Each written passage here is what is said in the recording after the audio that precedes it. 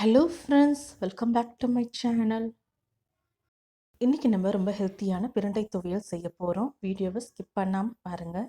இப்போ எப்படி செய்யுதுன்னு பார்க்கலாம். பிரண்டை துவையல் அரைக்கும் போது இளம் பிரண்டையாக பார்த்து எடுத்துக்கோங்க. நம்ம கையால் உடைச்சோன்னா ஈஸியாக உடையணும், அந்தளவுக்கு இளம் பிரண்டையாக பார்த்து எடுத்துக்கோங்க. பிரண்டை அப்படியே கையில் எடுத்திங்கன்னா அரிப்பு எடுக்கும், அதனால கை ஃபுல்லாக எண்ணெய் தடவிக்குங்க.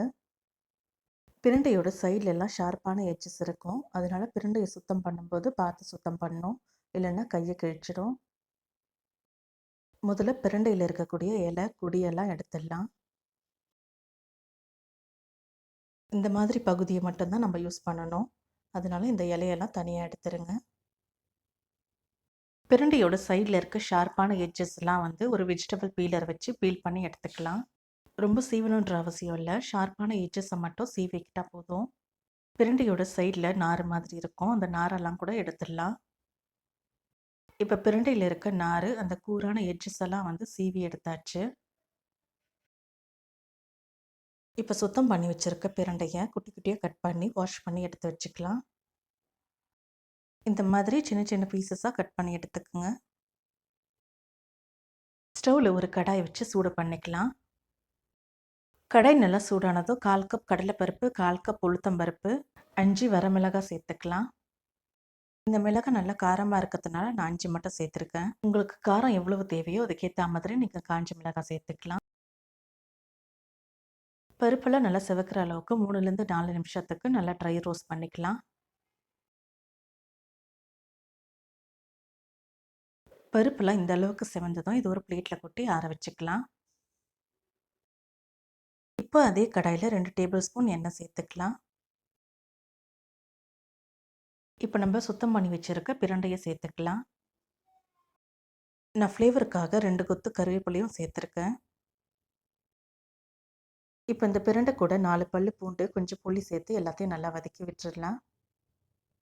பிரண்டை நல்லா வதங்கிறதுக்கு கொஞ்சம் டைம் எடுக்கும். ஸ்டவ்வை மீடியம் ஃப்ளேமில் வச்சு கலர் மாறுற வரைக்கும் நல்லா வதக்கி விடுங்க.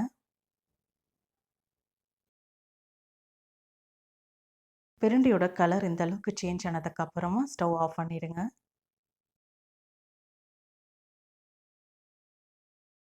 இப்போ பிரண்டை நல்லா வதங்கிடுச்சு, இது ஒரு பிளேட்டில் கொட்டி ஆற வச்சுக்கலாம்.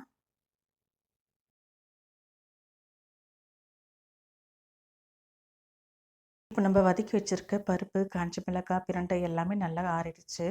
இப்போ இது ஒரு மிக்ஸி ஜாருக்கு மாற்றிக்கலாம். இப்போ தேவையான அளவு உப்பு, கொஞ்சமாக பெருங்காயத்தூள் சேர்த்து நல்லா கொரகொரப்பாக அரைச்சி எடுத்துகிட்டு வந்துடலாம். முதல்ல எல்லாத்தையும் ட்ரையாக அரைச்சி எடுத்துக்கோங்க. இப்போ கொஞ்சம் கொஞ்சமாக தண்ணி சேர்த்து கொஞ்சம் கொரகொரப்பாக அரைச்சி எடுத்துக்கலாம். அரைச்ச துவையலை ஒரு பவுலில் மாற்றிக்கலாம். இப்போ துவையலுக்கான தாளிப்பு ரெடி பண்ணிக்கலாம். ஒரு கடாயில் 3 டேபிள் ஸ்பூன் எண்ணெய் சேர்த்துக்கலாம். எண்ணெய் நல்லா காஞ்சதும் 1/4 ஸ்பூன் கடுகு சேர்த்துக்கலாம். கடுகு நல்லா பொரிஞ்சதும் 1/4 ஸ்பூன் ஜீரகம், கொஞ்சம் கருவேப்பிலை சேர்த்து தாளித்து எடுத்துக்கலாம். இந்த தாளிப்பை துவையலோடு சேர்த்து நல்லா கலந்து விட்டுடலாம். அவ்வளவுதான், ரொம்ப ஹெல்த்தியான பிரண்டை துவையல் ரெடி ஆயிடுச்சு. துவையல் இட்லி, தோசை, சப்பாத்தி, ரைஸோடலாம் சாப்பிட்லாம், ரொம்ப டேஸ்டியாக இருக்கும். பிரண்டை துவையல் மாதத்துக்கு ஒரு முறையாவது எடுத்துக்கோங்க, எலும்பு தேய்மான பிரச்சனைலாம் வராமல் இருக்கும். இந்த ரெசிபி உங்களுக்கு பிடிச்சிருந்தா லைக் பண்ணுங்கள், ஷேர் பண்ணுங்கள், கமெண்ட் பண்ணுங்கள்.